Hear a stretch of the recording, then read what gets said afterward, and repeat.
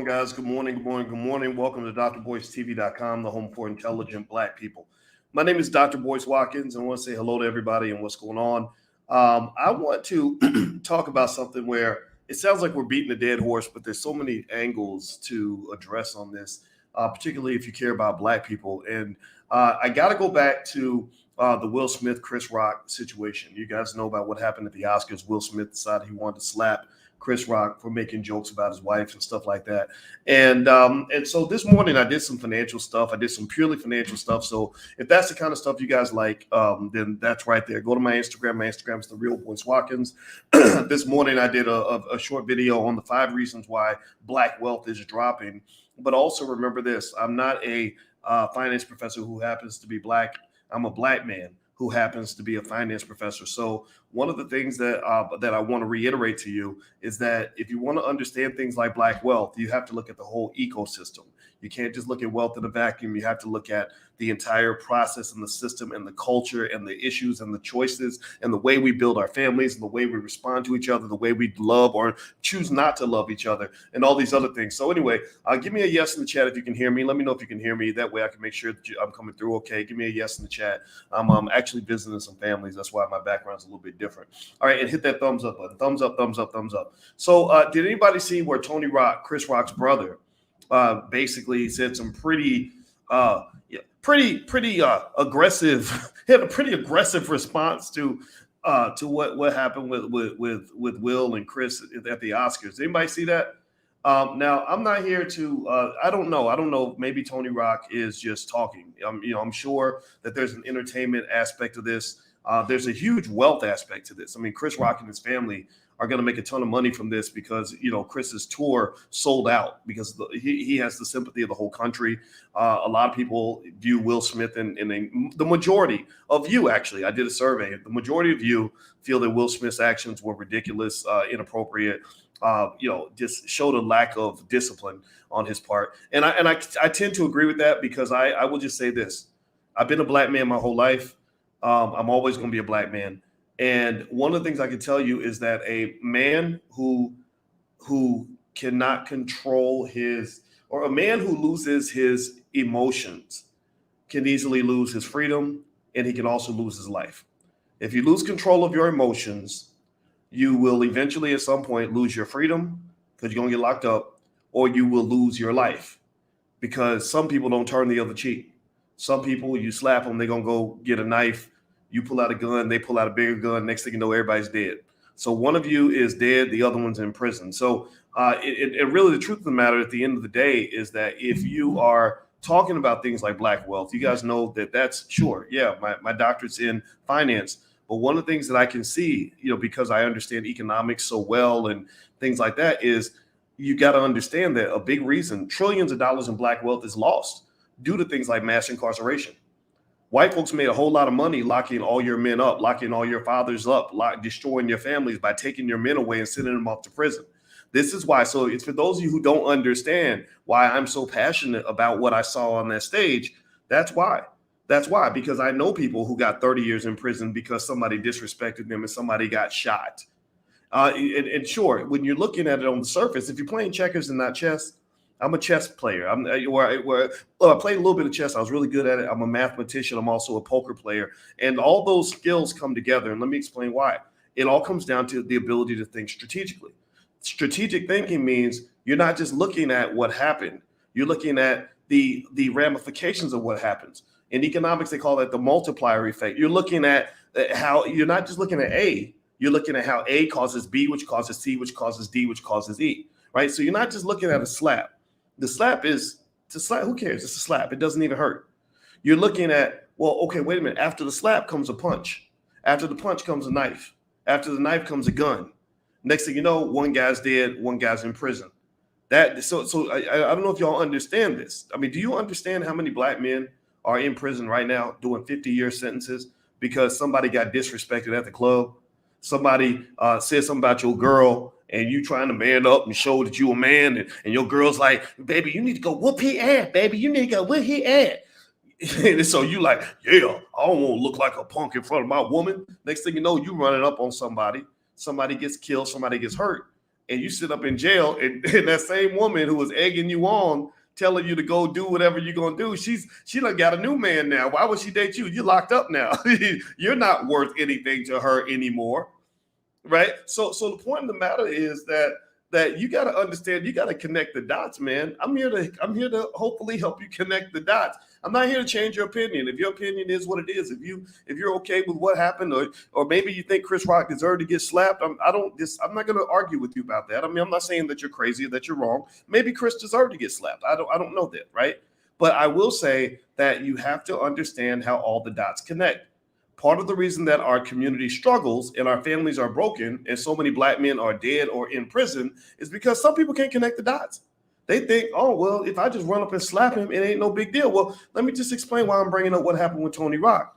Tony Rock, I watched him on stage. Faye Bishop, thank you to Faye Bishop who sent me the video. Tony Rock goes on stage, and the first thing he says is, he said, let's lay out some ground rules. He basically says, I'm not my brother. He said, I'm not my brother. He said, I won't turn the other cheek. If you decide that I say something that you don't like, you have one option. That option is you got to sit back and deal with it.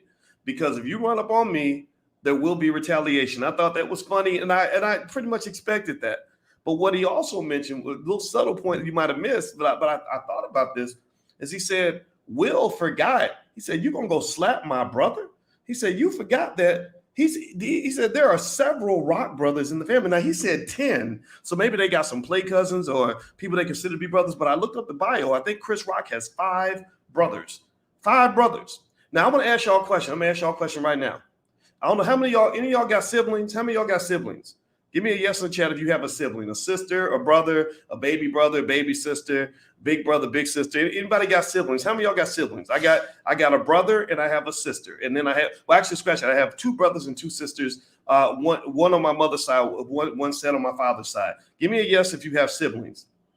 All right. Now, I want you to give me another yes if you saw, now imagine, how would you react if you saw your sibling on stage at the Oscars or at the Grammys or some fancy event, and some guy walks up on your sibling and decides they want to slap the hell out of your sibling right in front of the whole world?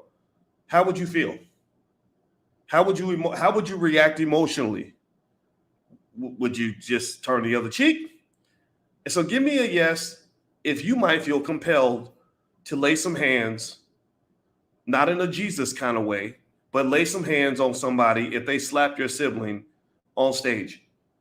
I can tell you right now, if my brother was on stage, if that was my brother, and you walked up on my brother and slapped my brother, we're going to have a problem. I'm coming right to you. I'm making a beeline directly to you and to your seat. You are not going to sit quietly at the Oscars and laugh it up as if nothing happened. That is not going to happen that day.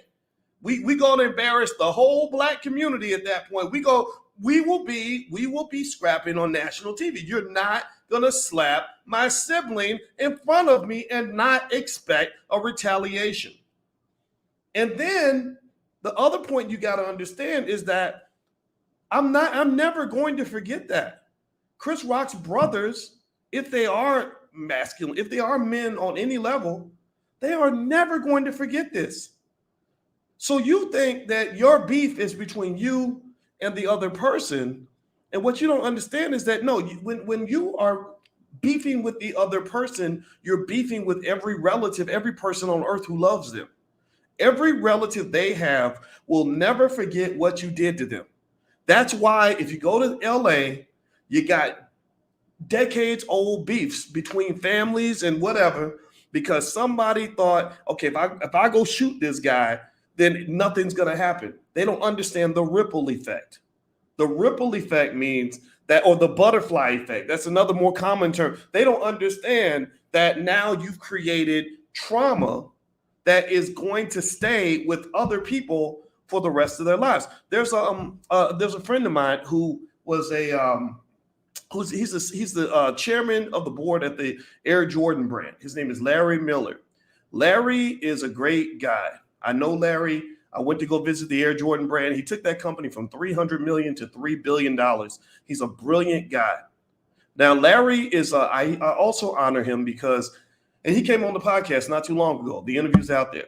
And he basically confessed something that a lot of people didn't know about him, which was that the reason he went to prison for 10 years, or it was several years, and had to get his education in prison was because when he was 16, back in the 1960s or 70s, he shot somebody and he killed him. Or I don't know if it was a shooting or a stabbing. I think it might have been a shooting, but maybe it was stabbing. Either way, someone died, and it was terrible.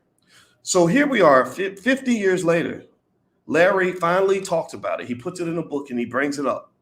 Well, do you know what happened? He hears back from the relatives of the guy that he killed 50 or 60 years ago. A lot of times people think that these situations involve just two people. No, it involves those two people plus everybody that's connected to those people. This is how trauma spreads like the coronavirus. It literally spreads like a virus. When you deal with one person, you're also dealing with their brothers and their siblings, right? So with the whole Chris Rock thing and Will Smith thing, this is not a gossipy issue. I don't want to talk about it from a gossipy perspective. You can talk about it all day in terms of what you think about the relationship and him and Jada and all that. I'm here talking about this from an economic perspective and a social perspective. I think every day about what's wrong with the community. Why are we not able to do the things we want to do? And a big part of the reason that we have trouble that we have is the inability of Black men to resolve conflicts in a way that is intelligent and strategic. As I mentioned to you all before, a man who loses control of his emotions will eventually lose control of his life. He will also lose control of his freedom. Somebody's going to take your freedom or take your life if you cannot control your emotions. And that's 100% true. Do me a favor, hit the thumbs up button. Thumbs up, thumbs up, thumbs up. Share, subscribe, all that stuff if you haven't done it yet. And also, just a reminder, don't forget, we got the All Black National Convention. For those of you that want us to do better, we have the All Black National Convention in October 28th through the 30th. We're going to have a lot of good stuff. We have speed dating. We have political panels. We have economic panels. We have trainings on everything from crypto to investing. We have the B1 ball, which is really, really extraordinarily good. It's like a formal gathering, stuff like that. We have fun. We play spades. We do all kinds of stuff at the convention. So if you'd like to join the convention, just go to allblacknationalconvention.com, or you can go to boycewatkins.com, my website, and get the tickets there. Or you can also hit the link in the bio if you're watching on Instagram. My Instagram is The Real Boyce Watkins. All right, so here's a couple of ways, for those of you that are purists in the sense of thinking about the economics a lot, because I know a lot of times people don't understand. They don't understand why I'll jump sometimes a little, what seems to be away from the economic box to talk about what's going on with the Black community. Well, that's because Black wealth is different from white wealth. A lot of Black wealth is lost because we don't understand how all these little choices make a big difference in wealth. If you consider families that lose their father figures because somebody gets hauled off to prison or somebody's dead, that's a massive multi-trillion-dollar economic loss for the Black community.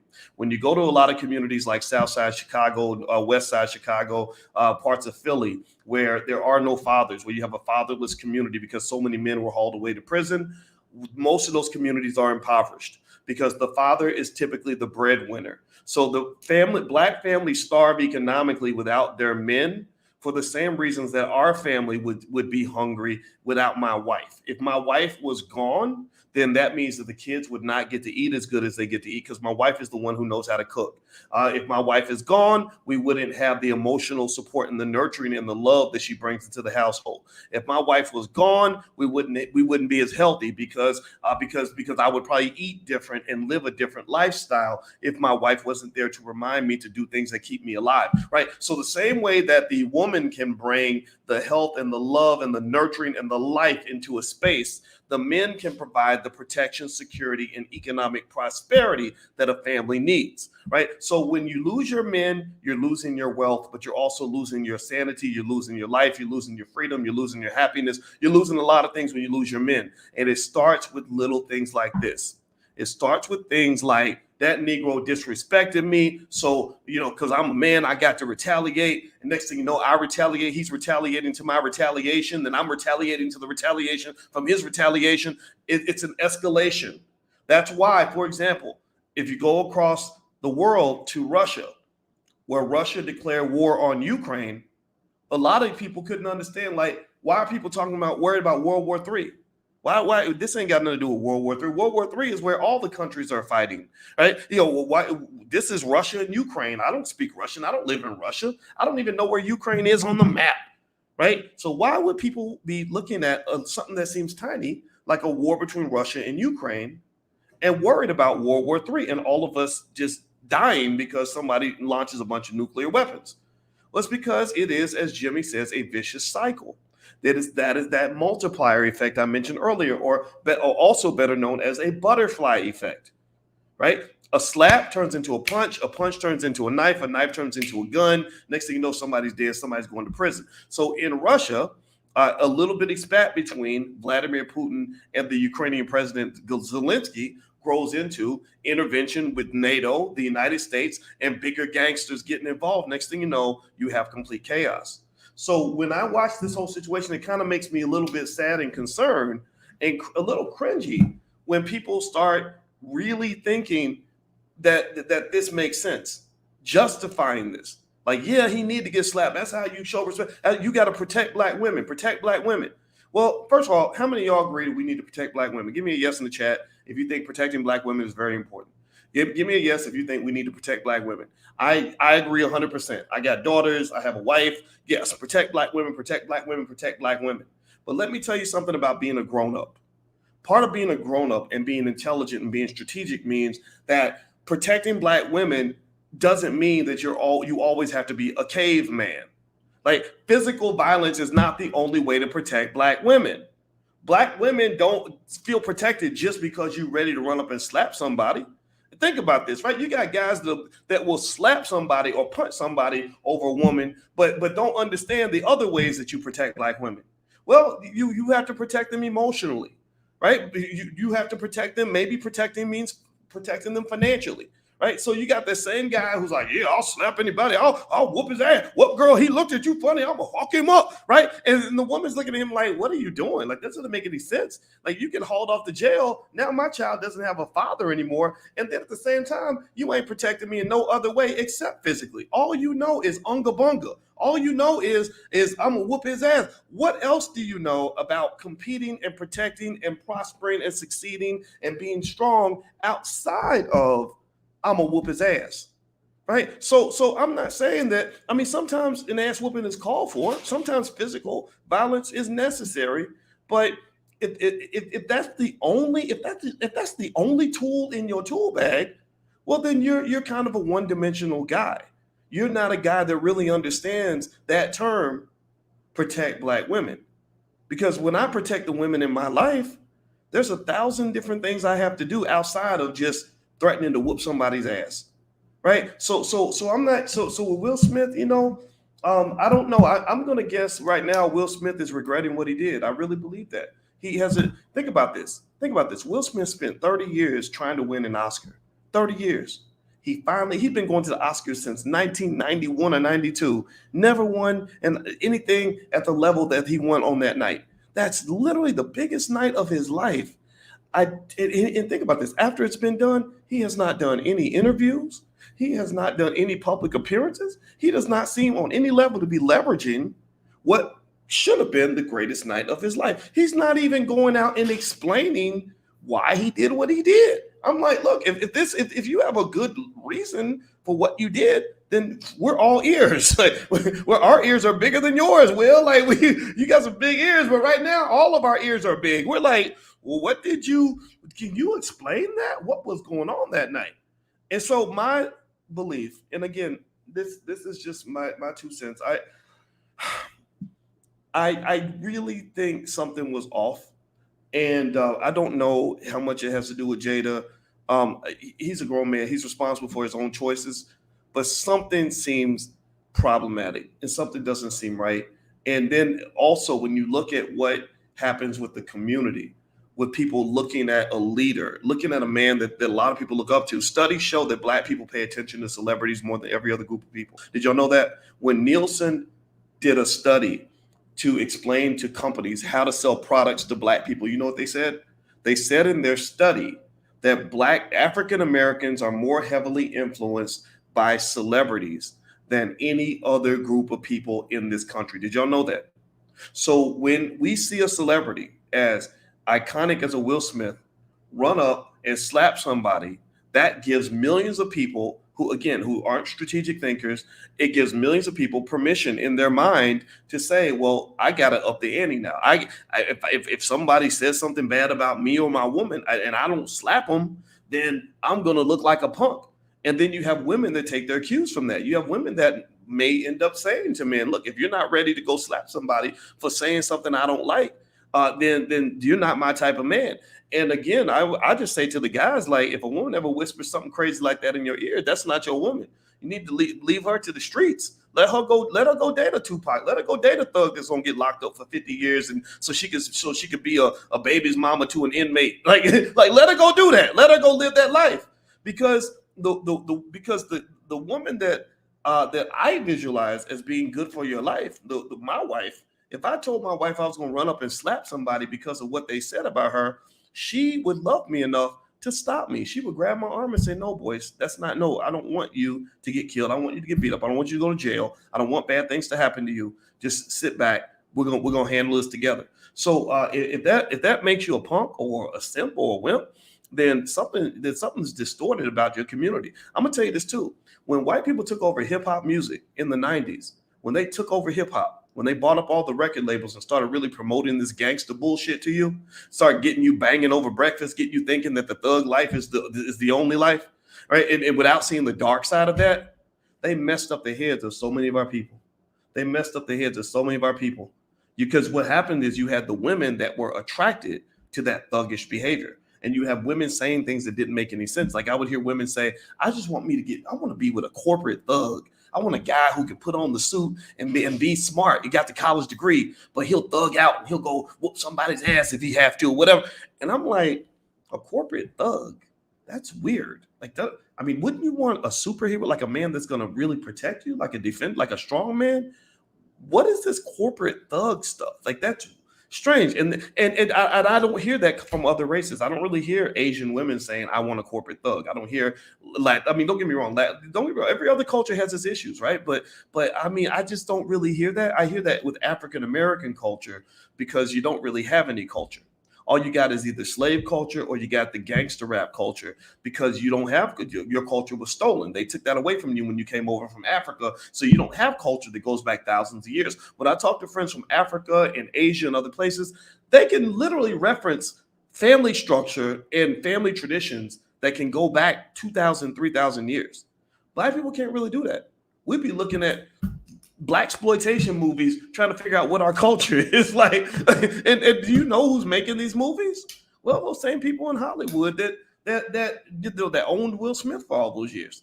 So ultimately, I just really think you want to process these things, and I encourage you to be strategic. I encourage you to connect the dots. I encourage you to say, what if this continues? So if Will runs up and slaps Chris, and let's say that he doesn't slap Chris. Let's say he slaps Chris's brother, Tony. Tony made it clear. If you slap me, I'm retaliating. So imagine this. Imagine Tony Rock is at the Oscars. Now, Tony was so funny. He said, I ain't got a whole lot of shit to lose. So I don't care. Like I will, I will fight you. But imagine if he had slapped Tony Rock and Tony Rock, or let's say he slapped The Rock, right? Dwayne Johnson. Let's say he slapped The Rock. Well, The Rock isn't going to let himself just get slapped on TV. So let's say he responds. And then he says, I'm going to go punch you.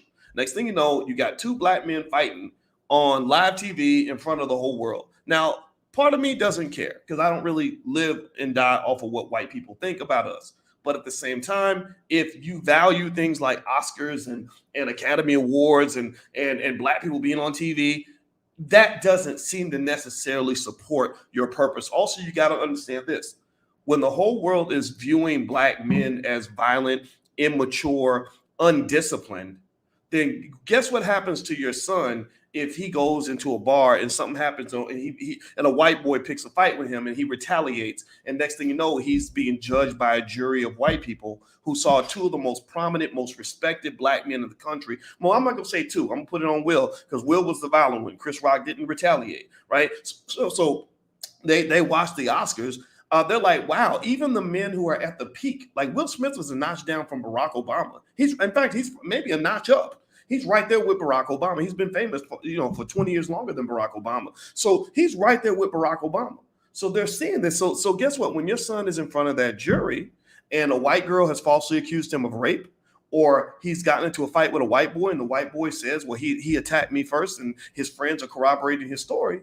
Well, they're going to reference what they view black men doing. They're going to think about the gangster rap songs where black men are openly bragging about beating people up and killing them, right? They're going to reference the Oscars where they saw one of the most prominent black men in the country decide that he felt that slapping somebody was the way to solve his problem. And they're going to send your son to jail. Now, is it right? No, it's not right. It doesn't make any sense. It's not fair. We're all different. We're all different kinds of people, and people should see that. But I really encourage you to just look at the bigger picture, and I think a lot of you are, and I applaud you for that. For those of you who disagree, you have a right to disagree. I'm not here to tell you that you're wrong. I'm just here to get you to consider all the perspectives and all the ways to look at this type of thing. Okay. So anyway, that's all I want to share, guys. I gotta go. Hit the thumbs up button, thumbs up, thumbs up, thumbs up. Make sure you subscribe, all this other good stuff. And also, like I said, the convention, the All Black National Convention's at the end of October. If you want to learn about that or learn about our stock market class that we have on Tuesdays, you want to become a better investor and all that other stuff, then go visit boycewatkins.com, and we have plenty of stuff there for you. And in fact, there's like a free link where you can actually get some of the stocks that I'm picking for this year. So feel free to go take a look at all that. All right, guys, have a good day. Love you. God bless you. And I wish you well. Talk to you soon. Peace.